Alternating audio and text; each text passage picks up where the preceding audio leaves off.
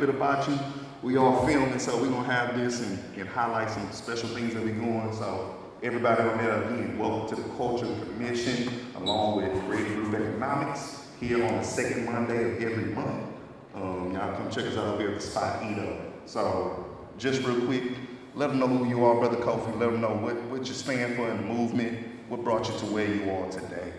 Right, Black Power, thank you for the opportunity, Brother Lloyd. And first I want to say thank you to you and thank you for the work that you have been doing. I think we met each other probably 6 or 7 years ago, fighting around the life or justice for our sister Pamela Turner. We took a long ride down to Baytown and back, and we have been observing and participating to some extent with the different level of work. So I want to say publicly, thank you for being consistent.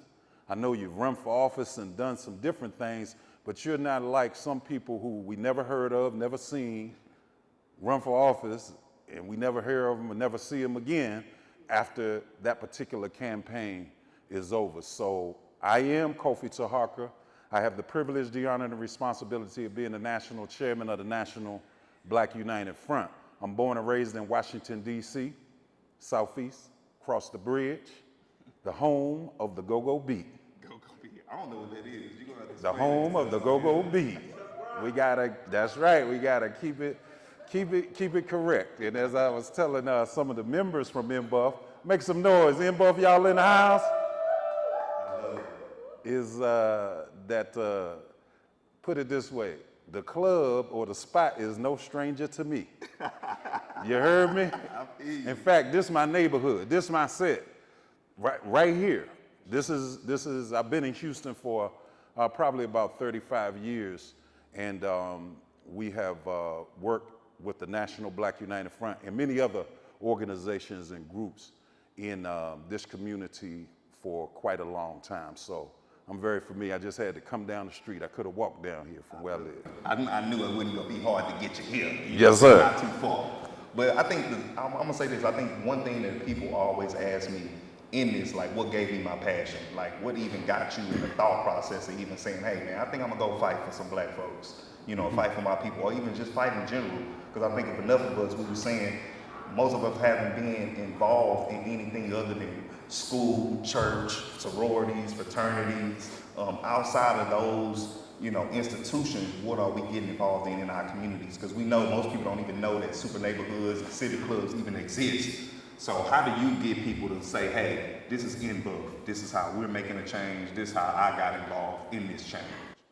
Well, for me, my family, I come from a very large family, and most of them are still in the area up there in D.C., and they're community-oriented people. They were believed in service, so I saw examples.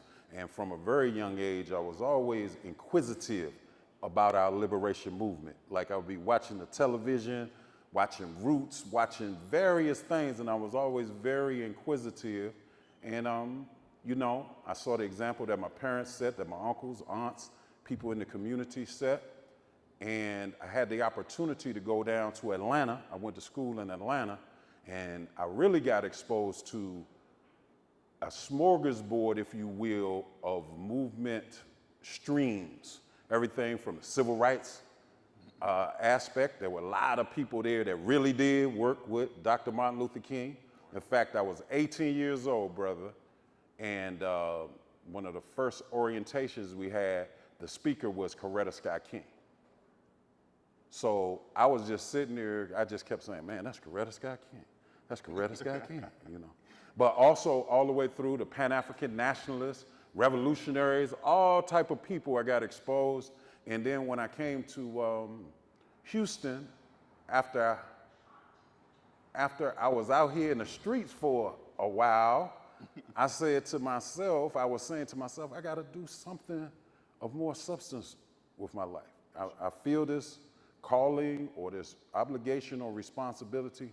What am I gonna do? And start looking at a lot of different entities. We had a TASETI, African Historical Society, which was a study group. Some people may be familiar with Dr. Ben Yakanan and Dr. Clark and Dr. Welsing and all of these people that were teaching us about our history. And I got involved in that with the Shape Center. And I saw NBUF out in the streets fighting for our people. And I actually listened to a radio show for about a year before I ever came out to a meeting. Brother Judon had a radio show called From the Front Line. And I used to listen to it all of the time. And then I came out and I saw where what they were doing in NBUF kind of met what I felt like I could contribute towards. So, yeah. Nah, that's what's up. I think when I'm always talking about change and what we do, I guess people always say, what is that level? What is that rubric that we use to say that we actually doing something? And I say it because I appreciate your compliments, but when people always ask me like, man, we love what you're doing, I say, man, I still don't feel like I've done nothing yet. We haven't made no systematic changes to what we trying to do. So not that trying to discount, the steps that I feel like I've made and the connections that we made through the community, because I tell somebody, these are things that money can't buy. Some of these connections and relationships that we got with people that's in here, ain't no amount of money somebody come to you like, hey, trust me now. You're gonna be like, So when you talk about, or when somebody talk about change, what are some of those change factors that you say, hey, these are the things that we want to change, and these are things that we say that are goals for us to try to get to change? Because I think a lot of us, some people don't know what that is. So when we striving for change, what does that look like for yourself? Yeah, I think it starts with the people in the mirror, right? We can look at and analyze the system, which we must do, and it is a global system that we're dealing with. But then also, what are we going to do about it? In NBUF, we say that we believe that we want to serve, we want to build, we want to organize, we want to fight, and we want to educate and learn. So amongst those pillars, then you say, how do we make a change? We start with our group. However many of us it is here tonight, we can make a change. Some of the formats that we do that in, of course, we have the Feed the Hood that's coming up on the 18th, on this Saturday, where we help provide non-perishable food items and other things to people in our community. We've been going hard on that for 11 years, 11 straight years. So it's not just, something that's trending or fading. Then by us doing that, we also use that as an opportunity for political, historical, and cultural education. So we know Dr. King's birthday is coming up, right? But we know that Dr. King was one man that was a part of an organization that was a part of a broader movement that comprised many different organizations and individuals. So while we're doing Feed the Hood and we're serving that 100 or 200 families, then we're also putting out information and doing literature both for the members as well as the community about the foundation, which is our history, the broader history. How could we know what we want to change if we don't know our history? For sure. I mean, I take it back to what Brother Khalid Muhammad always say, don't let me mess up his quote, but he say, in order to evolve, you must be involved. In order to be involved, you must evolve. So I think through everything that we do in order to get there, it's a lot of steps that you just wouldn't know unless you got involved. So how do a normal person, and I say if y'all come in too, please, if y'all sign an iPad, if you're thinking about getting involved, this is how we keep people updated. And I think how do the normal person come and be involved? How do you feel that they should get involved? Is it something they should just be passionate in? Is it something they just need to find an organization? Because I know with me, people always ask me, how do I get involved? How do we get in this fight? I'm like, look, it's nothing special. 95% of it is showing up. Most people don't show up. We all got stuff to do, but we ain't that busy. But again, when I tell people, just show up. It's not rocket science. They say, how did you get involved? I showed up, going to meetings, not saying nothing. Well, I met Mr. Provost, met all the others, and guess what? These are the ways that I got involved. It's not rocket science, but you have to find out what you're passionate in and say, look, I'm gonna do this, and I'm gonna stick my mind to it. And I think that's what you've done. Most people don't live a life of how can I fight for my people, let alone do it for 1 year, let alone 11 years. So is it something, do you ever feel like you're gonna stop fighting? I'm gonna say that, because I say no. Hey, look, it's been longer than 11 years, champ. Yeah. For that particular project, right? I get you. I think we gotta we all got to look in the mirror and say, we got to change. If the condition that we see our communities in is not the standard that we want to see them in, then I got to look in the mirror. NBUF got to look in the mirror. You and your group, the club, everybody that's in the audience got to say, okay, what are we doing that's successful, but also how can we do it better? Sure. And then it's priority. See, we might think we want change, but are we willing to put the work in and the time and the priority and the resources? Like you said, anybody, whether it's historically or today, that have made great contributions, they're human beings just like us. They men, women, children, whoever that have gave great contributions, but they people just like us, but they prioritized and said, you know what? I ain't going to the club tonight. I'm going to the meeting. For sure. I'm not going to spend my money at the Galleria on something that's frivolous. I'm going to put it into something that is community-based and collective that has value to our people. So it's a what's the fundamental values we're gonna have, and what are we gonna prioritize? Sure. And are we gonna do it even when we don't feel like doing it?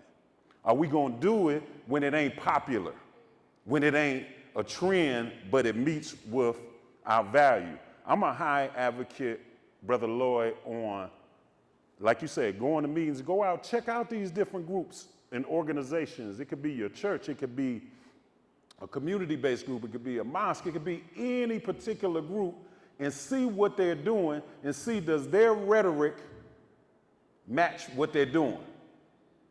Or they just YouTube scholars, Instagram, popularity, and say, what are people doing? I call it information pimping. Information, whatever we want to call it. I mean, like, the social media is huge, and like, you good at it, but we gotta use it and not let it use us. It is called virtual reality for a reason. It ain't reality. It's virtual. Ain't nothing gonna beat the interaction that we're gonna have tonight, even if this reaches 1 million people, because then I'm gonna be able to look you in your face, and you're gonna be able to look me in my face, and you're gonna be able to see and feel my energy. I'm gonna be able to see and feel your energy. And then on top of that, when we talk about the National Black United Front, come out and check us out. Then you can, observe what you see going on before you say, hey, that's a particular group that I want to be in. Also, we don't feel like we're in competition with no groups. It's so much out here that needs to be done. Some particular entity or group might be fulfilling a need, and we're very good at connecting people with other people. Black United Front. That's how my mind operates as an organization. So, oh, you on this side of town? Who are the particular people on that side of town? What kind of people are doing XYZ type of work that you can connect with? But I come back to this. It's got to be, there are 24 hours in a day. How many hours in a day are you willing to commit to something that is of value to a cause bigger than yourself? Are you willing to go to a meeting for 2 hours a week? Are you willing to bring some of your skill set to the table for a certain period of time during a month? Quantify it. You asked me to quantify how much time are we willing to put in? And lastly, I'll say this. See, my sheroes and heroes, that saying in that song, most of them don't appear on no stamps. Y'all know about that? Y'all heard that rap song? P.E. Oh, yeah, tell them that maybe a little. It's funny you say that though, because, and shout out to my wife back there. We just had a whole conversation about it, and I put on the whiteboard for us. We put on our budget, and I got literally $1,000 a month built in just for CGE, just for Creative Group Economics. Mm-hmm. And to me, that's just like a bill that needs to be paid, that's gonna be paid. It might as well be rent to me. That's how I see it when you talk about sacrifice, because I don't see this as just, like you say, a fight, a one-time fight. I see it as what type of ecosystem, what type of neighborhood do I want to leave my kids in? What am I leaving them with? What type of community atmosphere am I leaving them with? And I see and I pass by, we talk about Sunnyside, South Park and stuff all the time. Mm-hmm. I'm like, I'll be damned if I pass by another 10 years and look at this damn corner looking like this?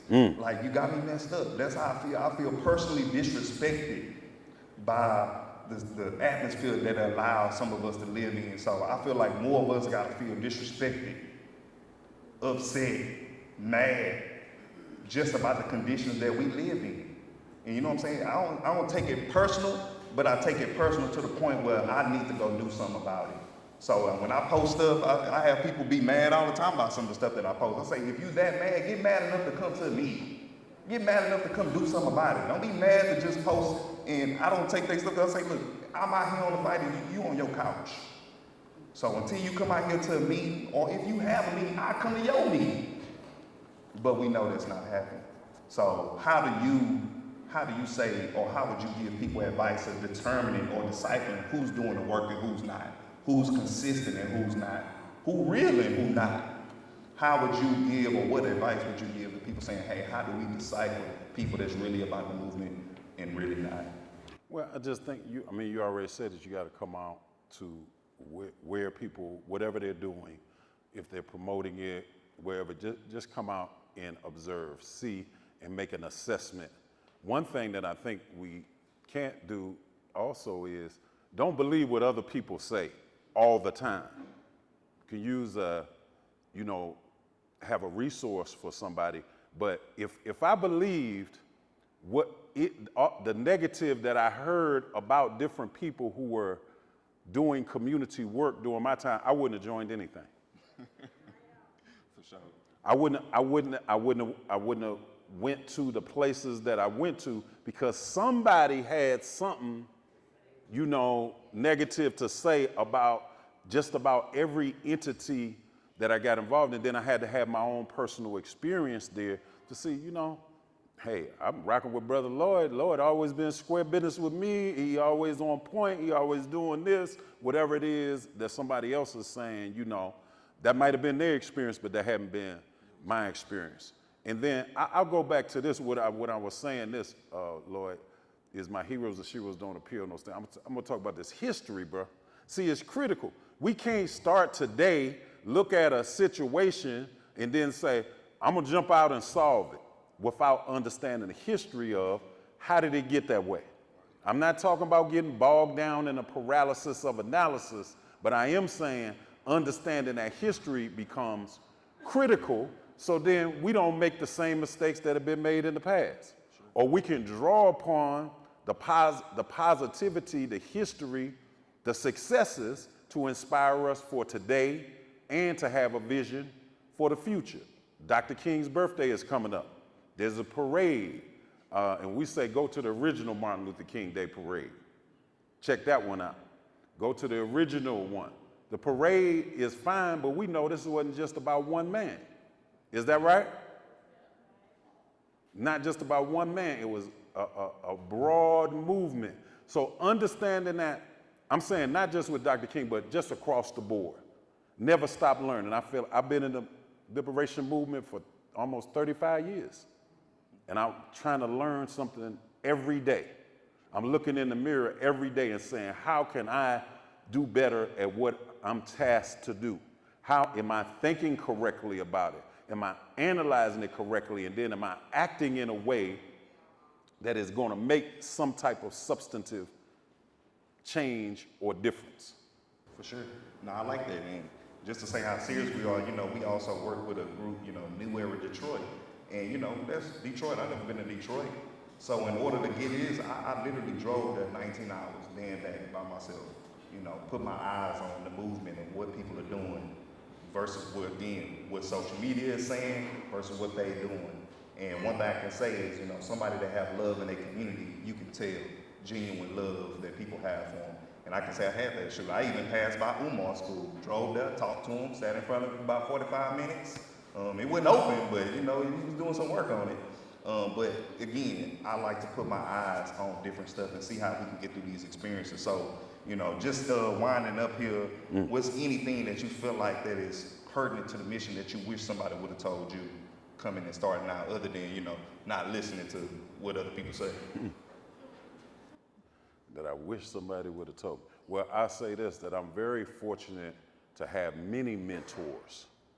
many mentors from, like I say, starting with my family, from my father, you know, my father and my mother, but just going through the movement, just a lot of different people have, and still to this day, helped to mentor me. Man, that's a hard question. I'm gonna start sending y'all. Because I get a lot of great information. Now, whether I listened to it at the time might be something different, Right. or I understood it at the time that someone was sharing something with Well, me. let me ask you in a different way then. Maybe not what you wish somebody would have told you, but what is something, maybe not that you would have changed, but what advice maybe you realize you wish you would have taken that you didn't take, or you did take it that you wish you didn't? You know what I was going to say about when I was saying my heroes and heroes don't appear on no stamps in the history? I'm saying the level of commitment that the generation before us made is something that we really need to look at. You know that saying that say, I'm not my ancestors. Some people saying that, right? I said, you know what? We damn sure ain't. I don't know what history y'all know, but I'm talking about the fighting ancestors, the organizing ancestors, the ancestors that put it all on the line. And even now, Brother Lloyd, we got people from the 60s and 70s era who are incarcerated. They're political prisoners, prisoners of war, and prisoners in exile. Sure. We look at the movie and say, oh, we love the Black Panther Party. Brother Bunchy is here. Raise your hand, Bunchy. You still here? In the back. Some of those brothers and sisters from the Black Panther Party, Black Liberation Army, Student Nonviolent Coordinating Committee, Republic of New Africa, and other groups, they in their 70s and 80s, and they locked up. One of the things that we can do is make the connection with them and support them. That's one of the things that we do in NBUF. How many people heard of H. Rap Brown? Raise your hand. Okay, how many people know that he is incarcerated now? Imam Jamil El-Amin. Look up on the website Jericho Movement and you'll see and hear some of these stories. They just came after a group, the Uhuru Movement, the Uhuru 3, Chairman Omala Yeshitela. Y'all ever heard of them? African People's Socialist Party. You ain't even got to go back and look at COINTELPRO. This just happened in real time. So what advice, I ain't gonna say it on air, I tell you off air. Because it is something that I would have done, but everything ain't for social media and the public. For sure. You know, everything, I think a lot of people's asking why we always don't post our community meetings or do them live or Google. I'm like, look, most people just be sitting up watching and reporting what we doing. They don't have no intention on getting involved, which is fine, that's your right, but you ain't about to do that on us. And like you say, everything don't need to be said on out. So we make sure that we go and make sure the necessary planning is there. So at this necessary time, what we're gonna do is we wanna take some comments from the audience. You know, anything that you comment on that you want us to comment on, you can, or you can just say your own. But we also want you to give a solution. We don't just want to dig deep on problems. We go to enough meetings in here. We go to enough meetings where we talk about our illegal dumping and trash and just ongoing issues. And here we want to deal with the solutions. That's all I'm about, dealing with the solutions and how we implement these actions for our community. So anybody got anything? I know we got a lot of people here that got a lot of organizations, so I know y'all got something to say.